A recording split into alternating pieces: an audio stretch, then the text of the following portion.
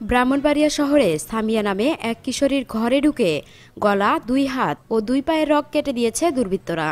বৃহস্পতিবার 12 জানুয়ারি সকালে জেলা শহরের মেড্ডা এলাকায় এই ঘটনা ঘটে। সামিয়া জেলার সারাইল উপজেলার ইসলামাবাদ গ্রামের রাশেদ মিয়ার মেয়ে। সে জেলা শহরে মেড্ডায় বড় বোনের বাসায় থেকে স্থানীয় একটি মাদ্রাসায় পড়াশোনা করে।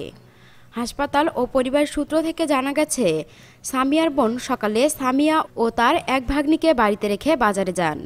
সামিয়াকে ঘরে রেখে তার ভাগ্নি ছাদে যায়। এর কিছুক্ষণ পরেই সামিয়ার চিৎকার শুনতে পেয়ে বাড়িওয়ালা সহ প্রতিবেশীরা দৌড়ে তার কক্ষে যান। সেখানে গিয়ে তারা দেখতে পান সামিয়া মেঝেতে পড়ে ছটফট করে কান্না করছে। তার গলা, 2 হাত ও পায়ের রগ কাটা। দ্রুত তাকে উদ্ধার করে জেলা সদর হাসপাতালে নিয়ে গেলে সার্জারি বিভাগে ভর্তি করা হয়। খবর পেয়ে দ্রুত হাসপাতালে আসেন সদর মডেল থানার ভারপ্রাপ্ত কর্মকর্তা ও পরিদর্শক তদন্তসহ পুলিশের একটি দল। জরুরি বিভাগের চিকিৎসক ডক্টর হাবিবুর রহমান জানান, ওই কিশোরীকে সার্জারি বিভাগে ভর্তি করা হয়েছে।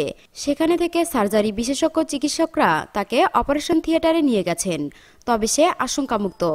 ব্রাহ্মণবাড়িয়া সদর মডেল থানার পরিদর্শক তদন্ত সোহরাব আল হোসাইন জানান, খবর পেয়ে ওসি স্যার সহ আমরা হাসপাতালে গিয়েছিলাম। সেখান থেকে ঘটনাস্থল পরিদর্শনে এসেছি। হামলাকারীকে তারা কেউ দেখেনি। ধারণা করা হচ্ছে পূর্ব শত্রুতার জেরে এই ঘটনাটি ঘটিয়েছে। আশা করছি তদন্তে ঘটনার রহস্য উদ্ঘাটিত হবে।